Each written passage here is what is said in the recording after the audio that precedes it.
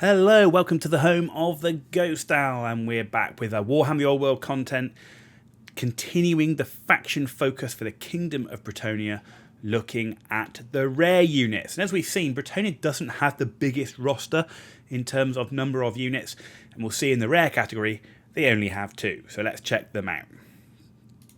First up, one of my favourite, if not my favourite unit in the game, just because of the lore and the coolness of them, and the coolness of the original models, the Grail Knights. So, and in fact I even cosplay a Grail Knight, that's how much I like them.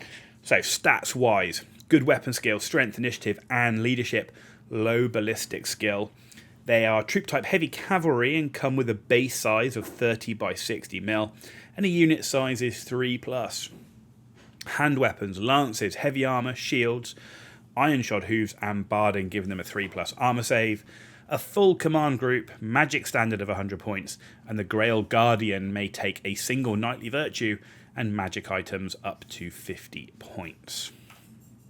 So, special rules wise, Blessing of the Lady, so they get the ward save, Grail Vow, magical attacks, Stubborn, immune to psychology, all excellent.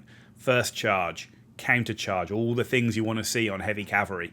Swift stride, finest war horses to make sure they've got that mobility. Close order, lance formation for that extra bit of damage, and then the Living Saints, which also means every model in a Grail Knight unit can issue and accept a challenge the same as a character. So, they're expensive, but I really like Grail Knights. 14 points per model, more than Knight of the Realm.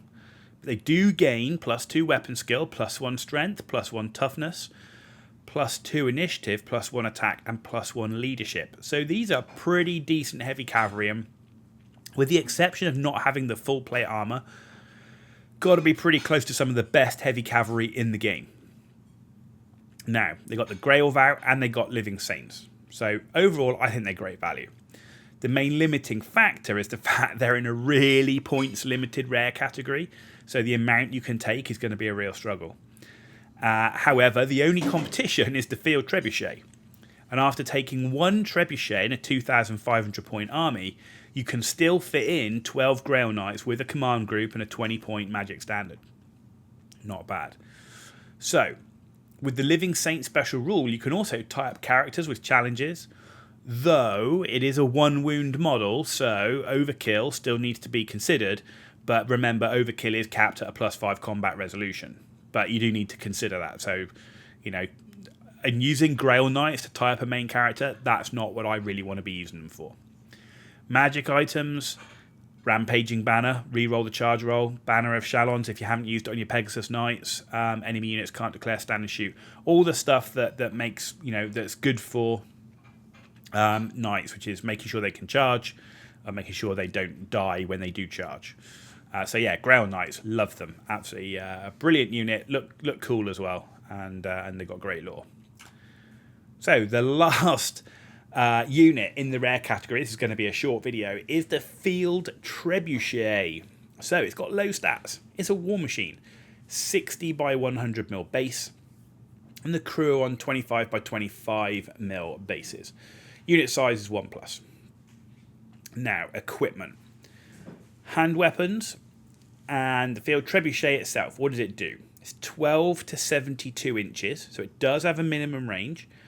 Now, it's a 3-inch template, like a stone thrower. It's strength 5, 10 on the centre of the template. AP -1, AP -4, centre of the template. Now, it's bombardment, cumbersome, it's a movable object, right? So it can pivot, but it cannot move. And it move or shoot, which is interesting because it can't move. So I'm not quite sure they gave it that. And then you get multiple wounds, D3+1, again under the centre of the template. Now with all of these things, where you've got Stone Thrower and this template thing, trying to target a single model under the centre of a template is quite challenging. So while it is strength 10, AP -4, and multiple wounds D3+1, it's going to be a real challenge to make that count. Now, skirmishers, levies, peasantry, and immovable object. Pretty simple in terms of special rules.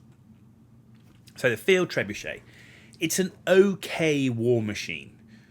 right? Its lack of mobility doesn't. That's not what affects its performance, because it's got long range and it's got bombardment. For me, it's the fact it's only a 3-inch template. Strength 5 AP1 is nice because Strength 5 is good. But as with all stone thrower weapons, it's best used against large blocks, such as big blocks of infantry, due to the scatter. So, how often is it actually going to go where you say, I want it to land here? It's going to scatter most of the time, right? So there's a good chance that any model under the center of the template will die, even a character, because Strength 10 AP -4 D3 +1 wounds is pretty tough. So if you are lucky enough to get it, you can kill a character, but you got to be lucky enough to get it. So that's why for me it's not going to be consistent damage. It's flexibility. It's the flexibility that you really want to be targeting these big, large blocks of units. And I would only consider taking one in most armies.